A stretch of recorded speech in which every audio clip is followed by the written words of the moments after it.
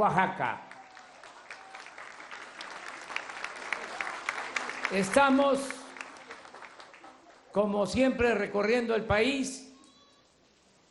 Le comentaba a la doctora Gisela que conozco muy bien esta región, como conozco, y esta es una dicha enorme, todos los municipios de Oaxaca, los 570 municipios de Oaxaca y todos los municipios de México. Y los he visitado más de una vez. Le comentaba yo a la doctora Gisela de que para ir a Tlaxiaco hay que atravesar la sierra y que lo he hecho muchas veces, de la costa a Tlaxiaco y Tlaxiaco a Oaxaca, o de Pinotepa hacia Acapulco, o de Pinotepa hacia Puerto Escondido, Huatulco. Todo esto lo he andado y por eso me da mucho gusto estar de nuevo con ustedes. También le comentaba yo a la doctora Gisela que se demuestra, y esto es algo que debemos de tomar en cuenta, que entre más apartados están los hospitales del IMSS Bienestar, más abandonados.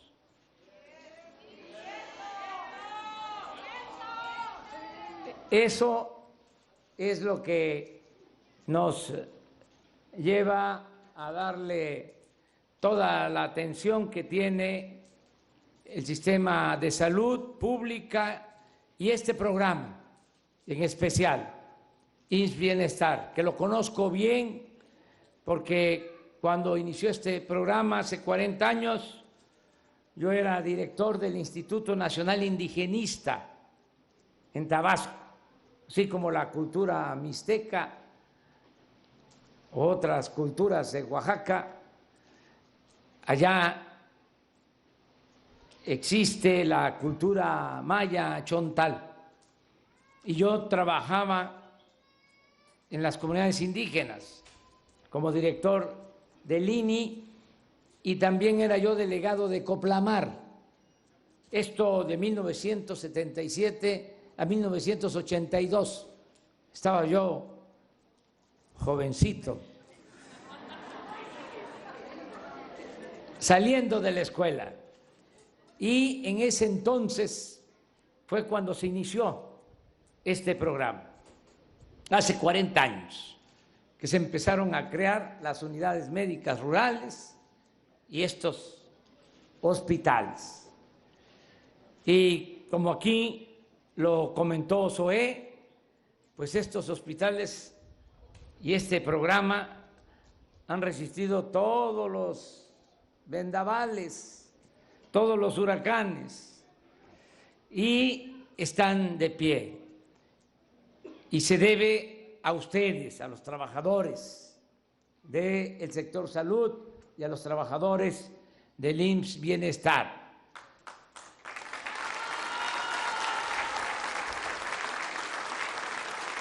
Que ha cambiado de nombre, pero como también aquí se dijo, ya echó raíces, porque primero fue IMSS Coplamar, luego IMSS Solidaridad, IMSS Prospera, Progresa, IMSS Oportunidades, IMSS Prospera y ahora IMSS Bienestar. Pero ahora va a ser su mejor tiempo desde que se originó, se los garantizo. Vamos a atender para que mejore todo el servicio de salud 4 acciones, vamos a llevar a cabo 4 acciones que son fundamentales. Primero, que no falten los medicamentos, porque eso es un problema. tanto en unidades médicas como en los hospitales, empezando por la discriminación, porque si se vive cerca de una unidad médica, se tiene posibilidad de contar cuando mucho con 120 claves, 120 medicinas. Ya en este hospital, 300. En un hospital del régimen ordinario, 600. Un hospital de tercer nivel, 1.200 claves. Entonces tenemos que procurar que no falten todas las medicinas que se necesiten y buscar que se distribuyan y lleguen hasta la comunidad más apartada. No debe de haber ninguna excusa, ningún pretexto, porque tenemos el presupuesto para comprar las medicinas, los materiales de curación, y podemos también distribuir los medicamentos. ¿Cómo es que se distribuye la Coca-Cola y la Sabrita y llega a todas las comunidades? ¿Cómo no vamos a hacer llegar nosotros las medicinas hasta las comunidades más apartadas? Claro que sí, me canso, ganso.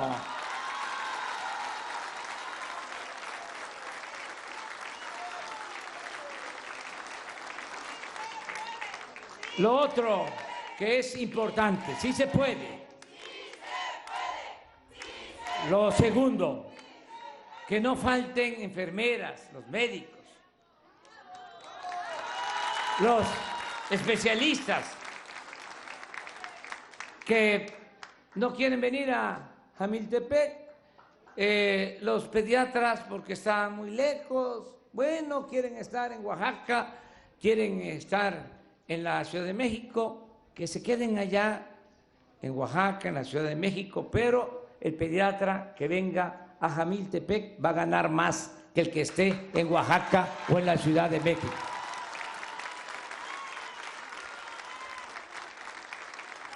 Tenemos que resolver el que no haya falta de trabajadores de la salud.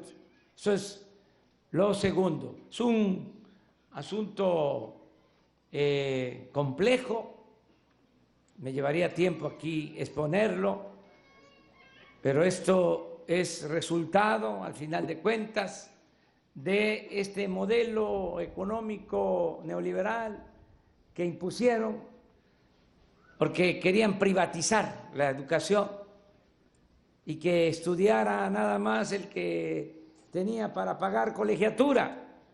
Y entonces fueron dejando sin presupuesto las universidades públicas y empezaron con la mentira de que rechazaban a los que querían ingresar a las universidades, a la escuela de medicina, a las facultades de medicina, porque no pasaban el examen de admisión, cuando eso no es cierto. No es que no pasen el examen de admisión, es que no hay cupo, no hay espacio, porque no se le dio atención a la educación pública. Y ahora, en ese afán de que se beneficiara la medicina privada, que se tuviese que pagar por el servicio, ahora resulta que no tenemos los médicos ni los especialistas que requiere el país. Tenemos en eso un rezago. Vamos a resolverlo porque se van a crear muchas escuelas de enfermería, de medicina, y van a haber facilidades para que tengamos todos los médicos, las enfermeras que se necesitan. Lo tercero es de que se mejore la infraestructura, porque aquí lo estamos constatando. Este hospital, que tiene cerca de 40 años, pues está muy dañado, porque ahora sí que llueve sobre mojado, además de la antigüedad, los temblores que lo han afectado. Se requiere rehabilitar el hospital, y así muchos centros de salud, hospitales que dejaron sin terminar, inconclusos.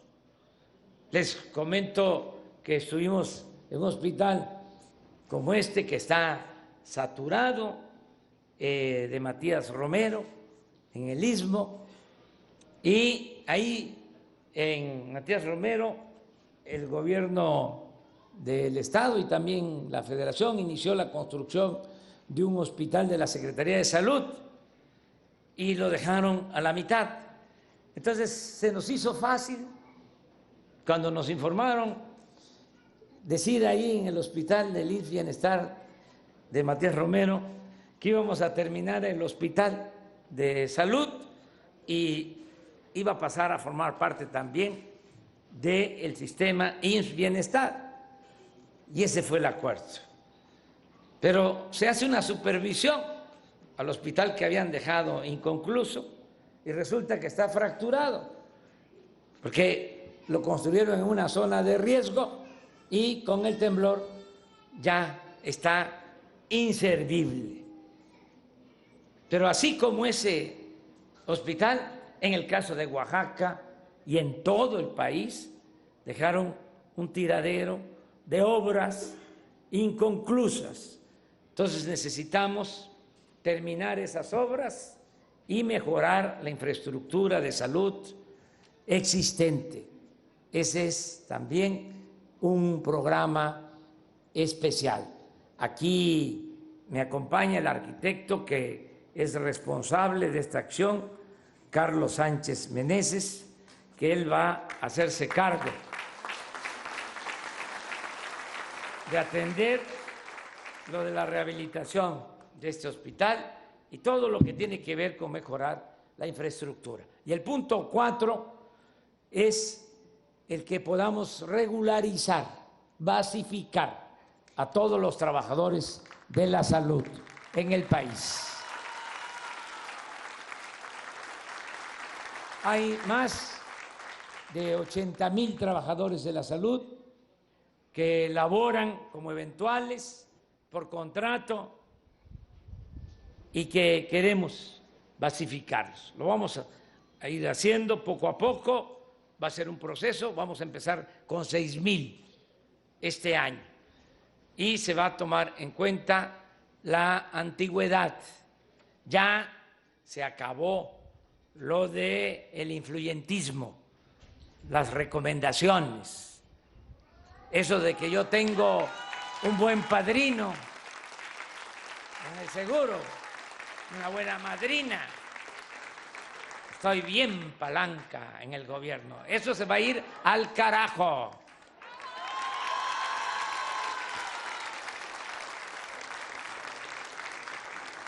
Va a ser de acuerdo a la antigüedad.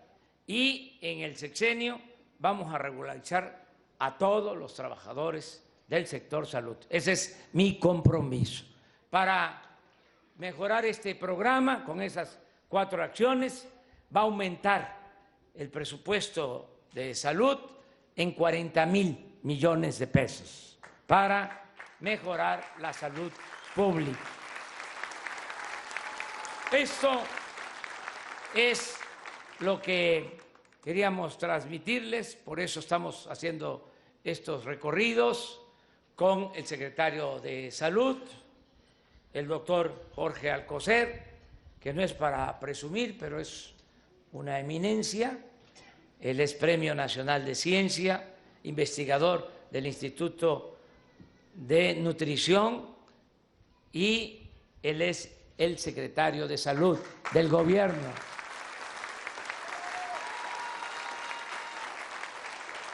También nos acompaña, ya lo escucharon, Zoé Robledo, secretario director del Seguro Social, que está aquí con nosotros. Es el equivalente al secretario. Bueno, y está también aquí con nosotros Juan Antonio Ferrer Aguilar, que es el director del Instituto de la Salud para el Bienestar. Y nos acompañan pues, representantes de todo el sector salud. Estamos haciendo estas visitas pues para que no nos cuenten, para constatar lo que realmente está sucediendo y elaborar el plan para llevarlo a la práctica y mejorar los sistemas de salud. También en esta ocasión me acompaña David León Romero, que es el Coordinador Nacional de Protección Civil, porque David es el que coordina toda la acción cuando hay un fenómeno natural, cuando hay un huracán, cuando tenemos problemas. Afortunadamente hemos corrido con suerte. La política, decía Maquiavelo, es virtud y fortuna, virtud y suerte. Y hemos corrido con suerte porque no hemos padecido de fenómenos naturales. Y aunque esto no es madera, toco madera, ¿no? Imaginariamente.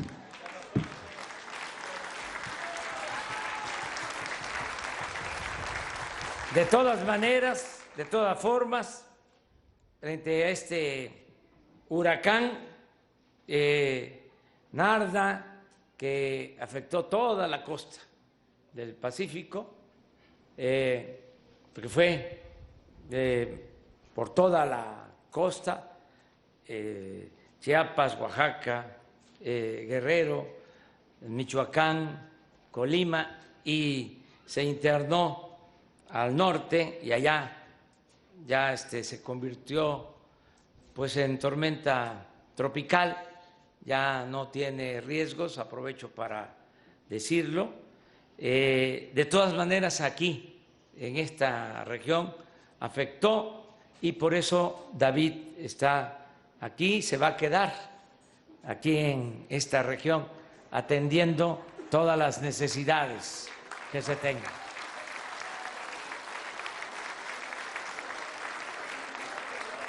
Quiero aprovechar que estamos en Jamiltepec para decirles que se va avanzando. Llevamos 10 meses en el gobierno. Hoy cumplimos 10 meses. Y vamos bien. Se va avanzando. No es fácil. Porque hay que levantar al elefante echado que nos dejaron, un elefante grandote, echado, reumático y mañoso.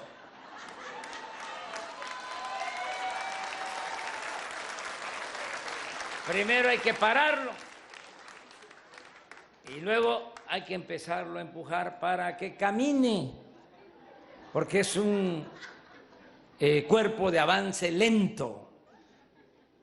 Pero ahí estamos, empujándolo, ya lo levantamos, ya se paró y ahora está empezando a caminar.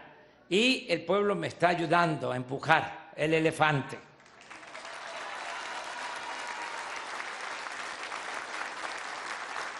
¿Cómo le estamos haciendo? ¿Cuál es la fórmula? Es sencilla, es acabar con la corrupción y con la impunidad. No permitir la corrupción, desterrar la corrupción, que se acabe con ese cáncer que tanto daño le ha hecho a nuestro país. Y de eso depende el que logremos el renacimiento de México. Puede parecer algo vano, superficial, que no representa mucho, que solo es discurso, que no tiene ningún impacto, pero estoy convencido que de eso depende el que podamos transformar al país. porque no es falta de presupuesto, hay presupuesto. Como si lo vemos de otra manera, no es falta de recursos naturales. México es de los países con más riquezas en el mundo y con un pueblo bueno, trabajador. Ahí está el ejemplo de nuestros paisanos que se fueron por necesidad a trabajar a Estados Unidos. Están enviando a sus familiares en remesas 35,000 millones de dólares. Lo que envían nuestros paisanos a sus familiares en México es la principal fuente de ingresos que tiene nuestro país. ¿Qué demuestra esto? Que nuestro pueblo no es flojo, no es indolente, nuestro pueblo es trabajador. Entonces, si tenemos muchas riquezas naturales, ya quisieran en otros países tener las riquezas que se tienen en México, a pesar de que nos han saqueado por siglos. Todavía hay buenas tierras para la producción agropecuaria, hay agua, hay bosques, hay selvas, hay litorales, hay petróleo, hay gas, hay oro, hay plata, hay cobre y un pueblo bueno y trabajador. Entonces, ¿por qué el estancamiento? ¿Por qué el atraso? ¿Por qué tanta pobreza? Por la corrupción y por el mal gobierno. Entonces, por eso estoy seguro que si se acaba con la corrupción, se va a lograr el renacimiento de nuestro país, porque es mucho, mucho, mucho más de lo que puedan imaginar, lo que se roban, o para decirlo mejor, lo que se robaban, porque aunque todavía sigue habiendo corrupción, ya empezamos a limpiar de arriba para abajo, como se barren las escaleras. Y es muy importante dar el ejemplo arriba, porque si el presidente es honesto, todos los demás tienen que actuar de la misma forma. Si el presidente es corrupto, pues da el mal ejemplo. Y eso era lo que sucedía. Nada de que el presidente no sabía, el presidente lo engañaban sus colaboradores, el presidente tenía buenas intenciones, pero no le ayudaban sus colaboradores. Falso, mentira. El presidente de México está enterado de todo y no hay un negocio jugoso que se haga sin el visto bueno del presidente. ¿Cómo es que ya entregaron un contrato para explotar el petróleo y dio el contrato el director de Pemex y no supo el presidente de la República? No, eso es puro cuento. Todos los negocios más jugosos de México llevaban el visto bueno del presidente de la República. Entonces, por eso, si arriba no se permite la corrupción, pues esto ayuda y se ahorra mucho dinero, porque la corrupción no solo hay que combatirla por razones de índole moral, sino porque es mucho lo que se va por el caño de la corrupción, que puede utilizarse para el desarrollo. Por ejemplo, llegamos y se robaban 80,000 barriles diarios de gasolinas con el famoso huachicol. 800 pipas diarias, porque había tomas clandestinas. Y claro que se sabía, en la torre de Pemex, en el piso 3, había pues todo un equipo con aparatos modernos, monitores, y habían sistemas para detectar cuando bajaba la presión en los ductos, y esto era señal de que estaban sacando gasolina en una toma clandestina.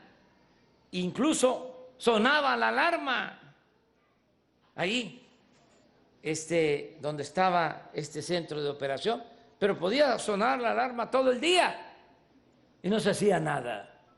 Entonces dijimos, se acabó el huachicol, no se va a permitir el huachicol ni arriba ni abajo. Y nos ayudó la Secretaría de la Defensa y la Secretaría de Marina, y nos ayudó la gente, porque cuando decidimos combatir el robo de combustibles, quisieron jugar a las vencidas y hubo hasta sabotaje para romper los ductos y dejarnos sin gasolinas en las ciudades, para que diéramos marcha atrás. No fue fácil, la gente en 3 semanas tuvo que hacer colas, tardar mucho tiempo para poder cargar gasolina, pero el pueblo es mucha pieza y resistió, aguantó y logramos vencerlos. Ya no se roban esas 800 pipas diarias, que el año pasado significó en dinero 65,000 millones de pesos. Ahora ya se bajó, no hemos podido erradicar por completo ese mal, pero ya son 40 pipas diarias, no 800 en promedio. Si seguimos así, nos vamos a ahorrar 50,000 millones de pesos. Y ese dinero es el que nos va a servir para atender las necesidades de la gente. Lo mismo, llegamos y encontramos que los de mero arriba no pagaban impuestos. Fíjense qué injusticias. Paga impuesto el campesino, paga impuesto el obrero, porque todo lo que compra va incluido un impuesto.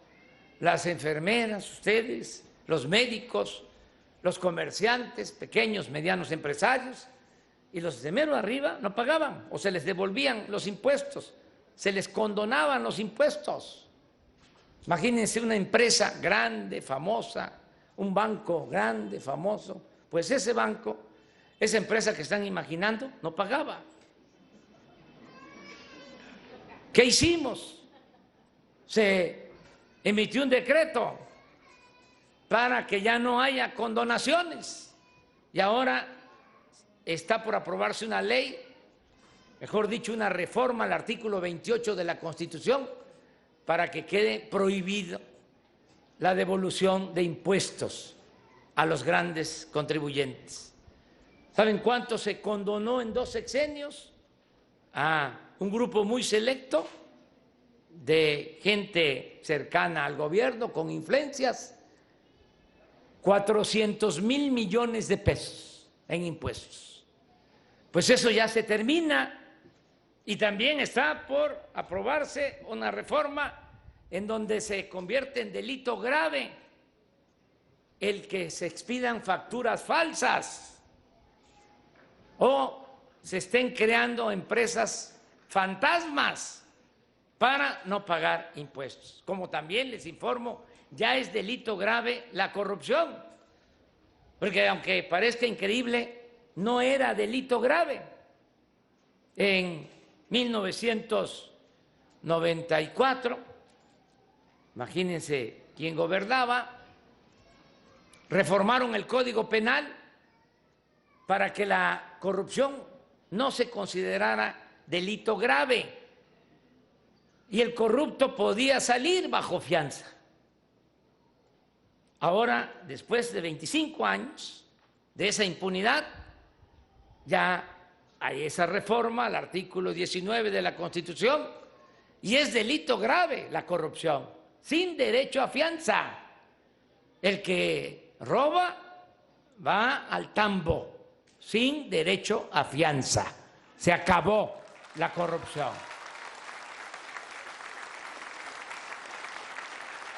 Todo esto nos permite tener presupuesto suficiente. Y lo otro que ayuda mucho es que no se gaste tanto en el gobierno, que no haya un gobierno rico con pueblo pobre. ¿Cómo llego aquí a Jamiltepec? Pues por carretera. Llegamos a Puerto Escondido en un avión de línea comercial, Aeromar, y por carretera, y así voy a regresar, como he venido siempre, a ras de tierra. Ya no hay avión presidencial. Ya el avión presidencial se está vendiendo en California. ¿Saben cuánto iba a costar? Ya pagando todo el financiamiento, 7,000 millones de pesos. Un avión de lujo de este ancho, por 70 de largo, que no lo tiene ni Donald Trump. Un avión para 280 pasajeros. Imaginen cuántos pasajeros se trasladan en un autobús, cuando muchos 50. Y este es un avión para 280 pasajeros que no van a ir apretados como se va en el autobús, porque tiene restaurante, tiene alcoba. ¿Cómo me iba a subir un avión así, habiendo tanta pobreza? Era una ofensa a nuestro pueblo. Y no solo eso,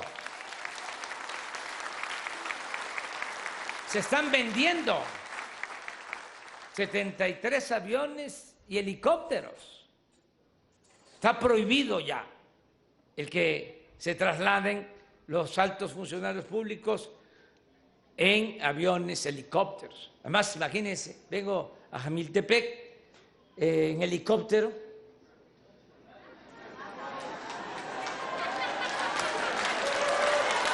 ¿Cuándo me entero? ¿Cuándo me voy a enterar de cómo están los caminos? Nunca. Así, ahora llegamos tarde porque toda la carretera fue hablar y hablar y hablar y hablar con la gente, ¿sí? Y recoger los sentimientos de la gente. Pero si llego en avión a Oaxaca y de Oaxaca en un jet más pequeño a un campo que hay por aquí, ¿sí? En Pinotepa, y de ahí helicóptero, y hago lo mismo de helicóptero directo, pues hasta Puerto Escondido y de ahí a Oaxaca o de ahí a México, pues no me entero de lo que está sucediendo. Además, ¿cuánto se gasta? Muchísimo dinero. ¿Saben cuántos cuidaban al presidente? 8,000 elementos del Estado Mayor Presidencial. Ya no existe el Estado Mayor Presidencial. Esos 8,000 elementos ya están en la Secretaría de la Defensa para cuidar al pueblo. Al presidente lo cuida la gente. El que lucha por la justicia no tiene nada que temer.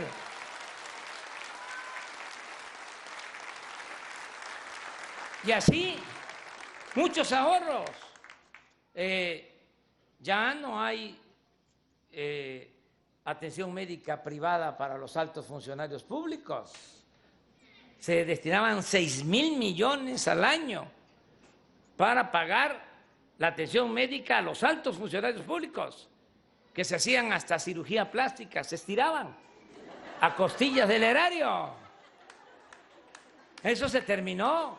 Ya no hay cajas de ahorro especial, ya no hay sueldos elevadísimos. ¿Cuánto llegaban a ganar? Hasta 700,000 pesos mensuales. Eso ganaba el director del Infonavit. Imagínense, ya ahora nadie puede ganar más que lo que recibe el presidente de la República, de acuerdo al artículo 127 de la Constitución, y yo me bajé el sueldo a menos de la mitad de lo que ganaba el presidente Peña Nieto, sin compensaciones, 108,000 pesos y de ahí para abajo. Estamos bajando los sueldos arriba porque se están aumentando los sueldos de los de abajo. Va a haber justicia laboral para que duden, para que no lo duden, mejor dicho, les digo que este año, en 36 años, es este 2019 el año en que más aumentó el salario mínimo, 16%. En 36 años nunca había aumentado así el salario mínimo. Y este año, de acuerdo a los datos del Seguro Social, de los que están inscritos, trabajadores inscritos en el Seguro Social, son los sueldos más altos en la historia de México, 11,600 pesos al mes, promedio de los inscritos en el Seguro Social. Entonces, sí se está avanzando, desde luego esto no les gusta a algunos, pero ya se van a ir acostumbrando, los que están más renuentes, pues son los que se sienten afectados, porque ya no hay pensión para los expresidentes. ¿Saben cuánto recibían de pensión en total? 5 millones de pesos mensuales. Entonces se canceló esa pensión. Y no les gusta, pero acuérdense lo que decía el paisano de ustedes, ese gran presidente, el mejor que ha habido en la historia de México, un indígena zapoteco, Benito Juárez. El funcionario tiene que aprender a vivir en la justa medianía. Esa fue su recomendación. Austeridad republicana. Además, el poder es humildad. El poder no es fantochería, no es prepotencia. Y la verdadera felicidad no es acumular bienes materiales, acumular dinero, títulos, fama. La verdadera felicidad es estar bien con uno mismo, estar bien con nuestra conciencia y estar bien con el prójimo. Esa es la verdadera felicidad. Por eso nos está alcanzando el presupuesto, sin aumentar impuestos, sin gasolinazos, sin que aumente la deuda pública. Ahí vamos, avanzando. En 10 meses ya les puedo decir que casi todos los adultos mayores, 8 millones de adultos mayores, ya están recibiendo su pensión. Ya no 1,160 pesos, sino 2,550 pesos. Y es a todos. Y en el caso de comunidades indígenas, a partir de los 65 años.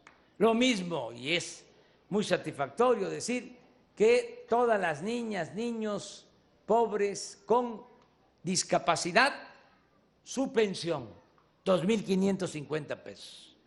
1 millón de niñas y niños pensionados. 10 millones de becas para estudiantes de preescolar, primaria, secundaria, para estudiantes pobres. En el caso de la preparatoria o nivel medio superior, universal, para todos, 1,600 pesos bimestrales. Y en la universidad, a 300,000 jóvenes de familias pobres, 2,400 pesos mensuales. Es una inversión de 60,000 millones de pesos en becas. No solo eso, si el joven no está estudiando y no tiene empleo, se le está contratando como aprendiz para que trabaje en un taller, en una empresa, se capacite y se les paga 3,600 pesos mensuales. Porque lo que queremos es que todos los jóvenes tengan garantizado el derecho al estudio y el derecho al trabajo, para que no los enganchen, no se los lleven, para que no tomen el camino de las conductas antisociales, para que no se vayan a las actividades ilícitas. Vamos a jalar a todos los jóvenes.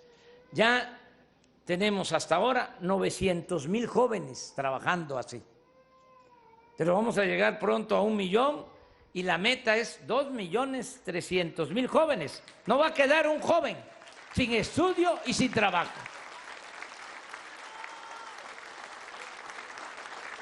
¿Por qué creció tanto la inseguridad y la violencia? Porque se abandonó el campo, se abandonó la actividad productiva, se dejaron de crear empleos, se abandonó a los jóvenes y se generó una grave crisis de bienestar social. Ahora tenemos que atender las causas que originaron la violencia. Y esto no se resuelve nada más con medidas coercitivas.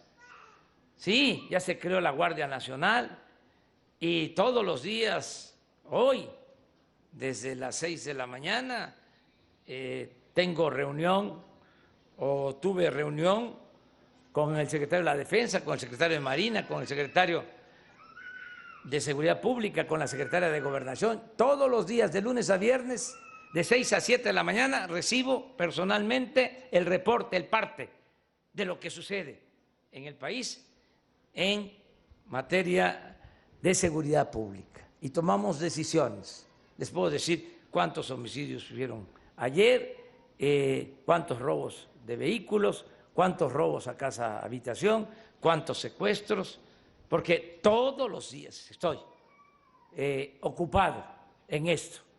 Pero no es eso solo lo importante.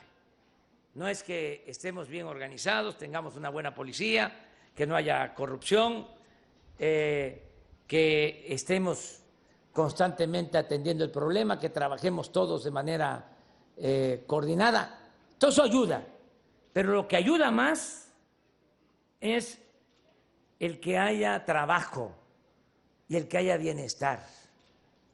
Y algo que ayuda mucho es el que se mantengan unidas las familias, porque uno de los problemas que se padecieron fue el de la desintegración de las familias.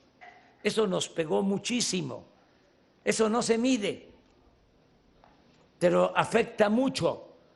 Se puede medir si hay crecimiento económico o no hay crecimiento económico. Se puede medir si hay corrupción o no hay corrupción. Pero no se midió durante todo este periodo de política neoliberal el daño que se causó en cuanto a la desintegración de las familias. Y la familia en México, nuestras familias, son fundamentales. La familia de México es la institución de seguridad social más importante del país. Ustedes lo saben bien, porque en otras partes van creciendo los hijos y los padres quieren que ya abandonen la casa. Acá es distinto. Acá van creciendo los hijos y no queremos que se vayan nunca, por eso hasta abusan y se quedan más de la cuenta. Pero así somos. Si le va mal a un miembro de la familia, acuden en su apoyo otros. Entonces, se afectó mucho la familia con la crisis, se desintegró, hubo ruptura de familias y los jóvenes se crearon solos, sin tutelaje. Todo esto nos fue afectando. Entonces necesitamos ahora fortalecer valores culturales, morales, espirituales y unir mucho a la familia, evitar la desintegración en las familias. Decirles también aquí en Jamiltepec a todos los productores, todos los campesinos, que va a continuar llegando el apoyo para el Procampo, que ya no se llama así, ahora es Producción para el Bienestar, pero se les va a seguir apoyando, les va a seguir llegando el apoyo a todos los productores.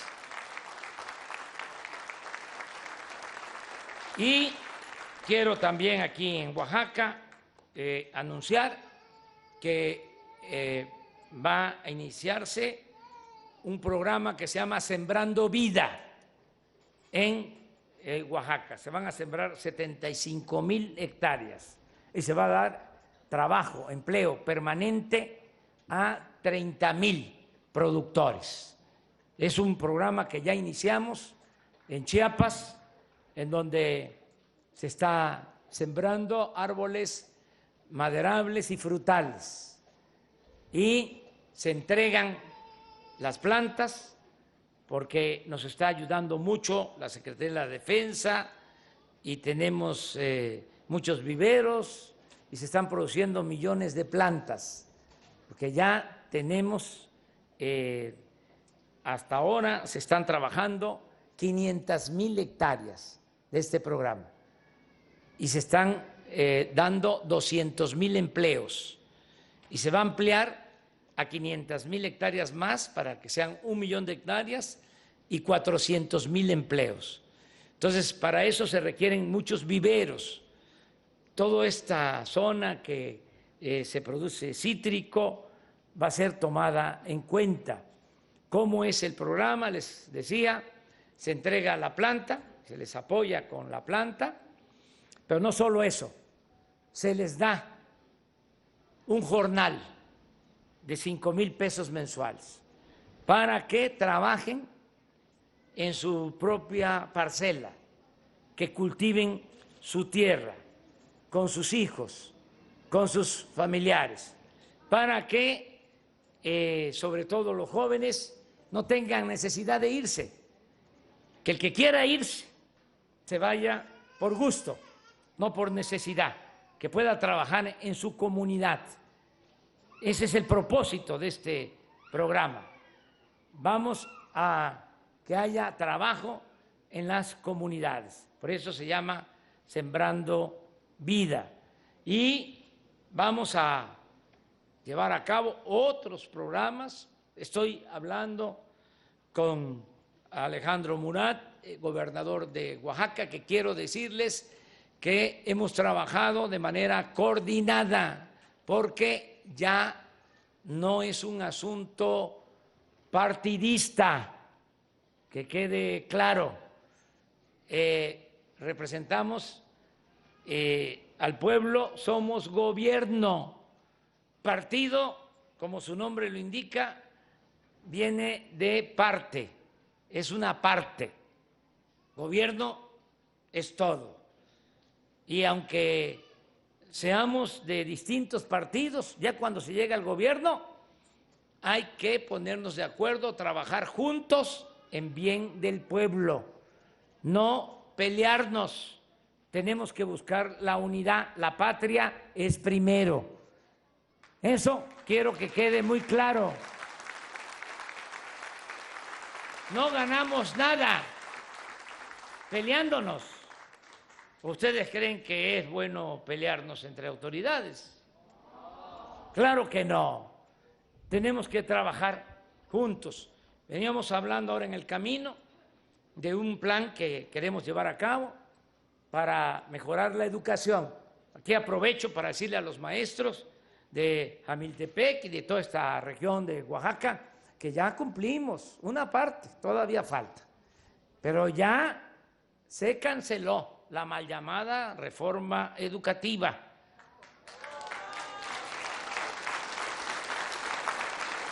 No saben que se molestaron mucho nuestros adversarios, pero hicimos el compromiso de que se iba a cancelar esa reforma educativa, que en esencia no era una reforma educativa y lo único que produjo fue encono, confrontación, pleito. Ya eso se resolvió y ahora lo que estamos haciendo es poniéndonos de acuerdo con maestros, padres de familia, para mejorar la calidad de la enseñanza y también para mejorar todo lo que son las instalaciones educativas, los planteles, las escuelas que están abandonadas. Aquí en Oaxaca son alrededor de 12,000 escuelas primarias, 12,000. La mayoría no son de organización completa, son de las llamadas multigrados, la mayoría, donde 1 o 2 maestros dan los 6 grados, 12,000 escuelas. Entonces, imaginen cómo están pues no están en buenas condiciones, además con el sismo, muchas afectadas con daños mayores, otras sin equipo, sin mobiliario, en muy mal estado.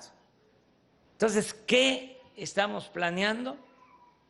Vamos a atender las 12,000 escuelas, pero ya no lo vamos a hacer como se hacía siempre, de que el gobierno federal o una instancia, antes el CAPSE o cualquier otra, se hacía cargo de la reconstrucción, construcción de aulas, o el gobierno del Estado. Y al final, pues no se hacía nada. ¿Y cómo darle mantenimiento a 12,000 escuelas? Entonces, ¿qué se va a hacer? Vamos a entregarle a las 12,000 escuelas su presupuesto de manera directa. Desde la Tesorería de la Federación va a llegar su cheque a cada sociedad de padres de familia, para que en asamblea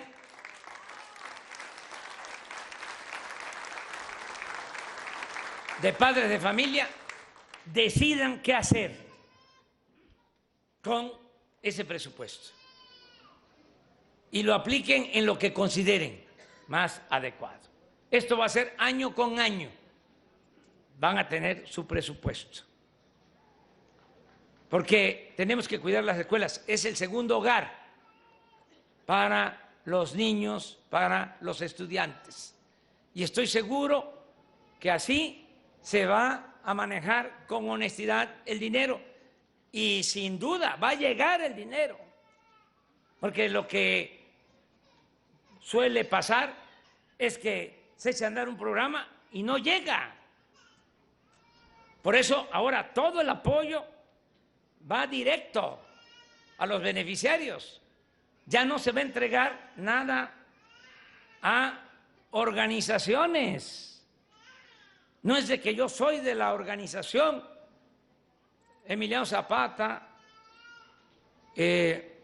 o Caudillo del Sur o de la organización Francisco Villa y dame a mí el dinero y yo lo voy a entregar, yo lo voy a repartir. No, primo hermano, ya eso ya se acabó.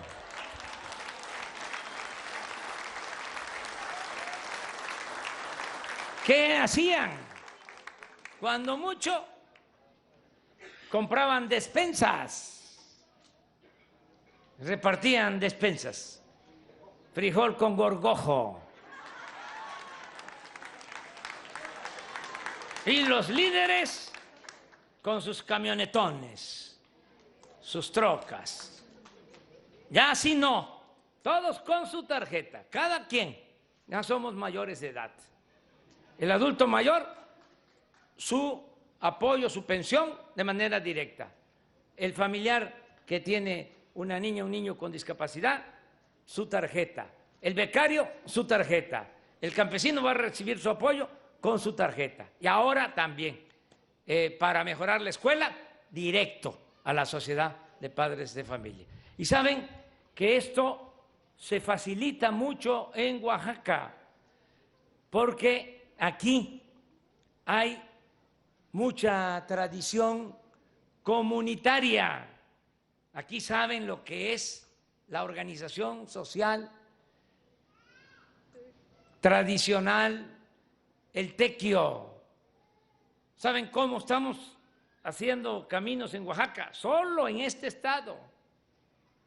En otras partes los está haciendo los caminos rurales, la Secretaría de Comunicaciones. En el caso de Oaxaca, se entregó el apoyo a los presidentes municipales de usos y costumbres para que hagan sus caminos y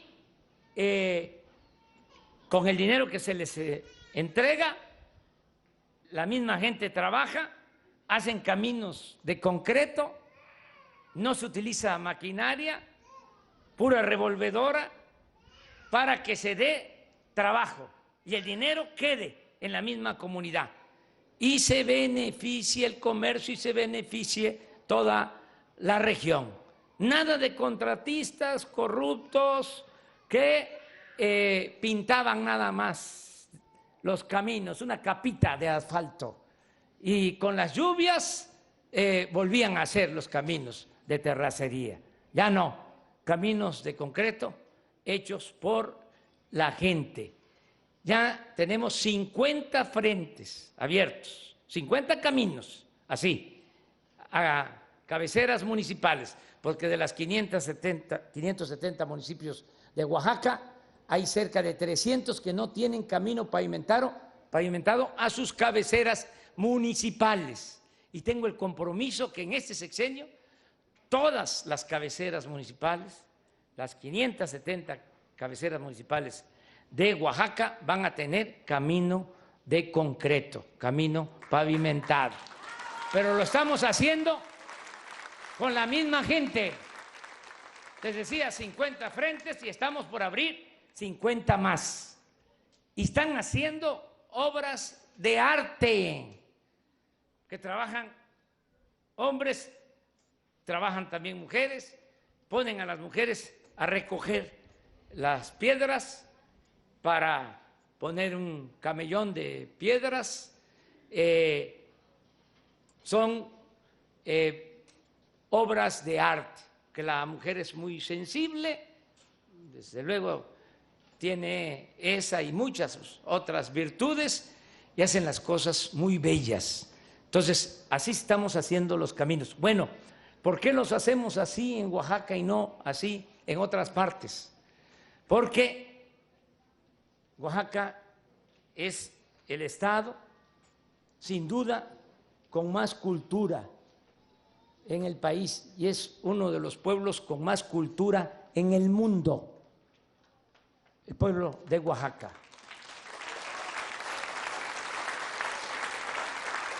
Por sus tradiciones, por sus costumbres, por su organización social, por el tequio, por la honestidad, por mantener esa organización de ayuda mutua. No me atrevo, se los digo, en otros estados a hacer lo mismo, porque ya están muy echadas a perder las autoridades y se entrega el dinero y se lo clavan.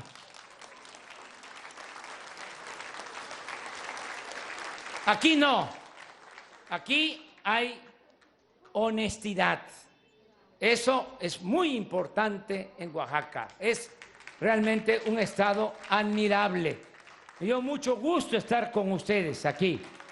Voy a seguir visitando Jamiltepec y todas las comunidades, todos los pueblos de Oaxaca. Acuérdense que es gobierno del pueblo, para el pueblo y con el pueblo.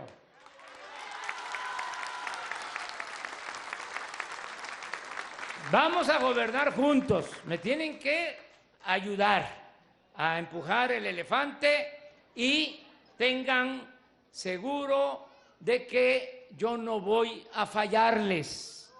Imagínense luchar tantos años para llegar a hacer lo mismo.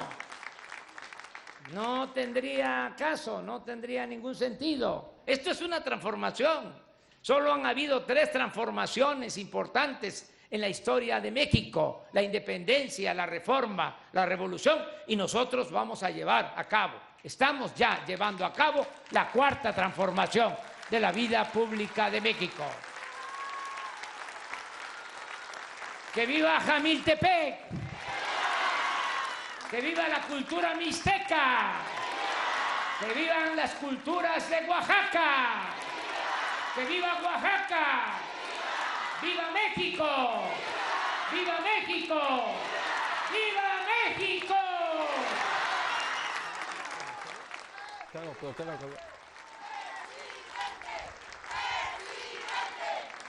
Solicitamos a los presentes permanecer. Pues ahí están las palabras del presidente Andrés Manuel López Obrador, quien encabezó un diálogo con la comunidad del Hospital IMSS Rural de Santiago Jamiltepec, esto en Oaxaca.